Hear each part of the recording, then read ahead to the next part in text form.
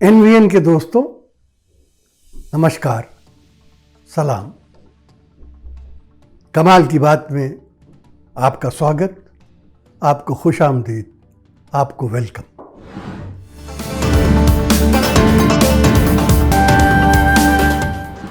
दोस्तों, इससे पहले वाले वीडियो में हमने आपको बताया था कि 10 महीने की जेल के बाद ये 3 स्टूडेंट लीडर्स या 3 स्टूडेंट एक्टिविस्ट यानी नताशा नरवल, देवांगना कलिता और आसिफ तन्हा को दिल्ली हाई कोर्ट ने जमानत पर रिहाई का हुक्म दे दिया।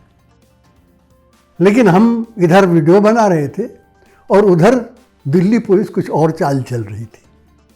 शायद दिल्ली पुलिस को ऊपर से ये इशारा मिला कि सरकार हाई कोर्ट के इस ऑर्डर के खिलाफ सुप्रीम कोर्ट में जाएगी और सुप्रीम कोर्ट से स्टे ऑर्डर ले आएगी और इस सब में 2-3 दिन लगेंगे। तब तक किसी भी तरह से इन तीनों को जेल ही में रखा जाए, इनकी रिहाई रोकी रखी जाए, इन्हें बाहर न निकलने दिया जाए। जो दिल्ली पुलिस ने इनको रोकने के लिए जो चाल चली, उसे सुनकर दिल्ली पुलिस को शर्म आए ना आए, सारी दुनिया को शर्म आएगी। उन्होंने ये कहा, जब उनसे कहा गया कि भाई इनको आप छोड़ते क्यों नहीं, तो उन्होंने कहा कि हम अभी ये जांच कर रहे हैं कि इन्होंने अपने जो एड्रेसेस लिखाए हैं, जो पते लिखाए हैं, वो सही हैं या नहीं हैं। अब इस पे हंसने के अलावा और क्या कहा जा सकता है। दिल्ली पुलिस का शुमार हिंदुस्तान के कुछ बेहतरीन पुलिस डिपार्टमेंट्स में होता था। ये पिछले 6-7 साल में इसे हो क्या गया है कि इसने अपना नाम भी खराब किया है और सारी दुनिया में हमारे देश का नाम भी खराब किया है। लेकिन शायद सारा दोष दिल्ली पुलिस को देना गलत होगा। सारा दोष उनका है जिनके हाथ में दिल्ली पुलिस की कमान है, दिल्ली पुलिस जिनके अधीन है, दिल्ली पुलिस जिनकी मातहत है, और वो जाहिर है सेंट्रल होम मिनिस्ट्री, केंद्रीय गृह मंत्रालय, मरकज़ी वज़ारत दाखिला है। अब दोस्तों, एक बहुत मामूली बात है जिसको हमारे यहाँ अनपढ़ आदमी भी जानता है कि जब किसी को पुलिस अरेस्ट करती है तो सबसे पहले उसका नाम, उसके बाप का नाम और उसका पता पूछती है। और ये भी नहीं कि वो जो बताते उस पर यकीन कर ले, उसकी जांच कर लेती है। वो डॉक्यूमेंट्स मांग लेती है जिससे ये मालूम हो कि जो वो कह रहा है वो सही कह रहा है। तो इनको तो 10 महीने पहले अरेस्ट किया गया था, 10 महीने से ये जेल में थे। 10 महीने तक ये पता नहीं लगाया जा सकता था कि जो एड्रेसेस इन्होंने लिखाए हैं वो दुरुस्त है या नहीं। अजीब बात है। लेकिन बहरहाल इन तीनों के वकील भी होशियार थे और वो शायद ये समझ रहे थे कि ऐसा कुछ होगा, इसलिए फ़ौरन एक दूसरे कोर्ट गए और वहाँ से ऑर्डर लाए कि इन तीनों को ज़रा भी देर लगाए बगैर रिहा कर दिया जाए, और रिहा हो गया। लेकिन ये रिहा हो गए। जब ये बाहर आए तो इनका बहुत स्वागत हुआ, जश्न मनाया गया, बहुत से लोग जमा हुए।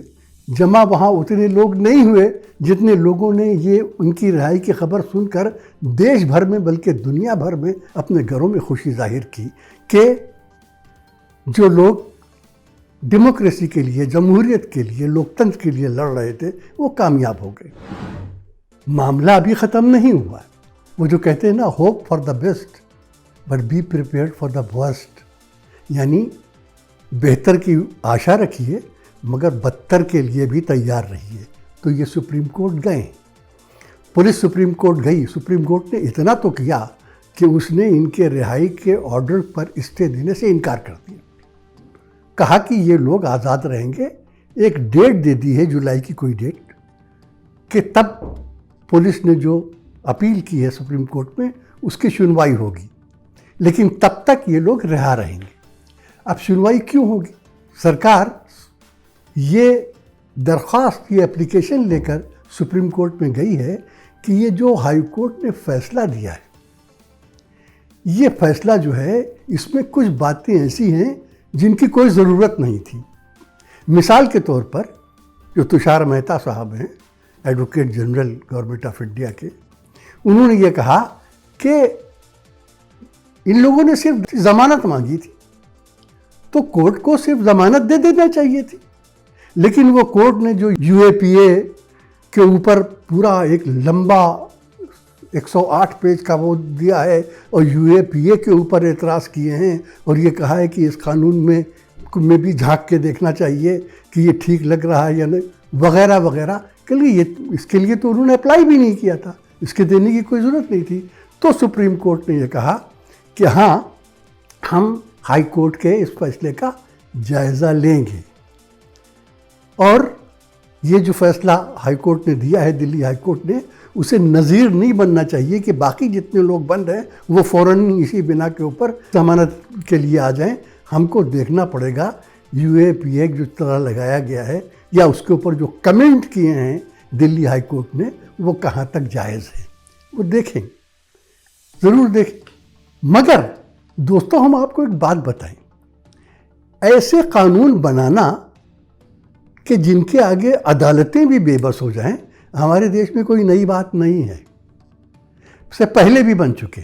हमको याद है इंदिरा गांधी ने इमरजेंसी लगाने के वक्त एक कानून बनाया था जिसका नाम था maintenance of internal security act, MISA, Misa जैसा कि था कि इंटरनल सिक्योरिटी के लिए कि अंदरूनी रक्षा है उसके लिए बनाया गया था। लेकिन हुआ क्या था, मीसा के अंडर वो तमाम लोग अरेस्ट किए गए जो मिसेज इंदिरा गांधी और उनकी गवर्नमेंट के खिलाफ बोलते थे।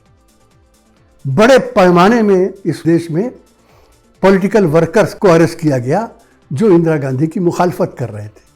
गिरफ्तार होने वालों में लालू प्रसाद यादव भी थे, इसीलिए लालू प्रसाद यादव ने अपनी एक बेटी का नाम ही मीसा देवी रख दिया था। और अभी जब वो उनको कई साल के बाद ज़मानत मिली और वो रिहा हुए तो वो दिल्ली में अपनी उसी बेटी के घर पे गए जिसका नाम मीसा है, तो मीसा लगा था पहले। उसके बाद एक और कानून बना था, terror and detention act, Tada. ये तो लाल कृष्ण आडवाणी का जैसे ख्वाब था। उन्होंने इस कानून को बनाने के लिए लोकसभा और राज्यसभा का ज्वाइंट सेशन बुलाया था, ज्वाइंट सेशन बुला के उसको पास किया था, वरना वो पास ना होता। और टाडा में भी क्या हुआ था वो टेरर एंड डिटेंशन, नाम उसका वही था, लेकिन अरेस्ट किसको किया गया था? अरेस्ट किया गया था या तो माइनॉरिटीज़ को या अपोनेंट्स को, या जो खिलाफ बोलते थे वाजपेयी और आडवाणी गवर्नमेंट के खिलाफ, बीजेपी गवर्नमेंट के खिलाफ। टाडा में सबसे ज़्यादा उन्हीं को अरेस्ट किया गया। उसके बाद ये कानून आया UAPA, unlawful activities prevention act. पता नहीं गवर्नमेंट को क्या है कि ऐसे कानून बना दो कि अदालतें भी जो है वो बस हाथ पांव मार के रह जाएं, कुछ कर ना पाए। UAPA का भी मामला यही है। पहले किसी को पकड़ के बंद कर दीजिए, फिर सोचिए कि अब क्या बताया जाए कि इसे क्यों बंद किया गया। बंद करते वक्त ये नहीं मालूम होता है कि हम किस दफ़ा में बंद कर रहे हैं, पहले उसको बंद कर दो। 6 महीने तक तो ये कहीं जा ही नहीं सकता, फिर देखेंगे क्या होगा।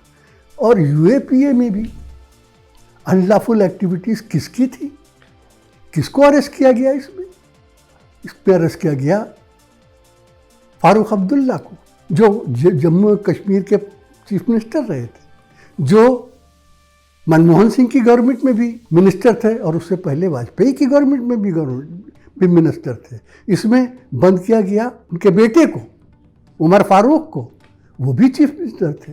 इसमें बंद कर दिया गया महबूबा मुफ्ती को, जिन्होंने बीजेपी के साथ मिलकर गवर्नमेंट बनाई थी। इन सबको अरेस्ट किया गया इन UAPA में।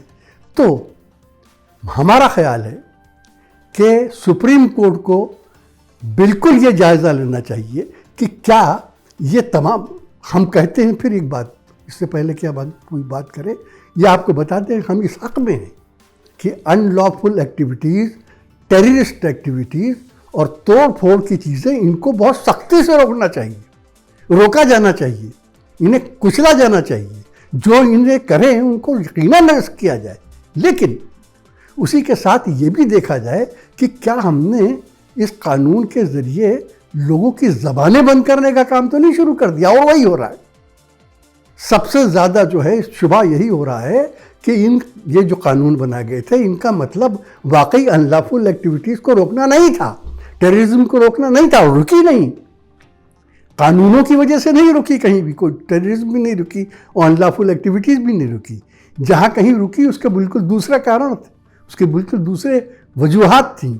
तो ये कानून बनाए किसी और चीज़ के लिए होते हैं और इस्तेमाल किसी और चीज़ के लिए होते हैं।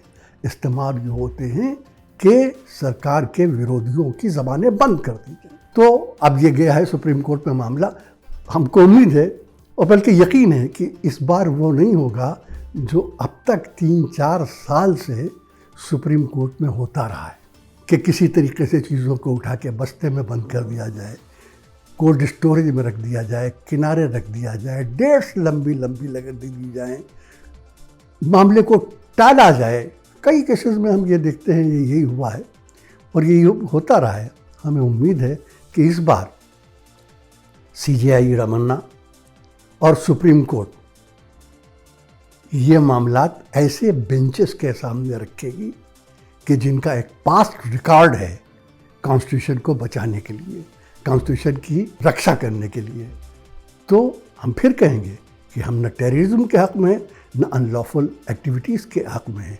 हम सिर्फ ये चाहते हैं कि जो कानून बने वो कानून उन लोगों पर अप्लाई हो, उन लोगों के ख़िलाफ़ इस्तेमाल हो जो उन एक्टिविटीज़ में इन्वॉल्व हैं, उनके लिए नहीं कि जो हिंदुस्तान के कॉन्स्टिट्यूशन में यकीन रखते हैं, जो हिंदुस्तान की डेमोक्रेसी के लिए लड़ते हैं, जो बेसिक ह्यूमन राइट्स के हक़ में हैं, उन पर ये न लगाया जाए।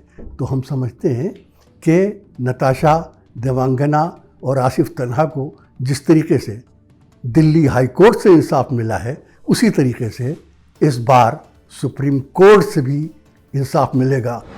हम ये भी देख रहे हैं कि बहुत सी स्टेट्स और बहुत सी स्टेट्स की पुलिस हाई कोर्ट्स को कुछ समझती ही नहीं। हाई कोर्ट्स के ऑर्डर को वो जैसे बिल्कुल हिकारत की नज़र से देखती। आपने देखा नहीं कफील का क्या हुआ था? डॉक्टर कफील को ऑर्डर हो गया था रिहा करने के लिए, हरिद्वार पुलिस छोड़ नहीं रही थी, बड़ी मुश्किल से उन्हें छोड़ा गया। ऐसे ही वो एक कॉमेडियन था जो इंदौर में जिसको अरेस्ट किया गया था, उसके लिए भी यही हुआ था। ऑर्डर हो गया था, उसके बेल ऑर्डर हो गए थे, मगर पुलिस रोके रही। तो ये भी ज़रूरी है कि न सिर्फ ये ऑर्डर्स दिए जाएं कोर्ट की तरफ से, बल्कि ये देखा जाए, कोर्ट ये देखे कि उन ऑर्डर्स को पुलिस नज़रअंदाज नहीं करती है, ठुकराती नहीं है, दरकिनार नहीं करती, उन पर अमल करती है। हम समझते हैं कि दिल्ली हाई कोर्ट का ऑर्डर और अब सुप्रीम कोर्ट में इस मामले में इन तीनों को भी इंसाफ मिलेगा, और जब इन तीनों को इंसाफ मिलेगा तो उन 2000 आदमियों को भी इंसाफ मिलेगा जो अब तक दिल्ली राइट्स के सिलसिले में बंद है और जिनमें से ज़्यादातर बेकसूर लोग हैं, जिनके ऊपर सारे इल्ज़ामात झूठे लगाए गए हैं और जिन्हें अब जेल से बाहर आ जाना चाहिए। तो दोस्तों, आज बात यही ख़त्म करते हैं। अगले वीडियो तक के लिए हसन कमाल, आज़म शहाब, डॉक्टर सलीम और फैसल सैयद को इजाज़त दीजिए। जय हिंद, खुदा हाफ़िज़।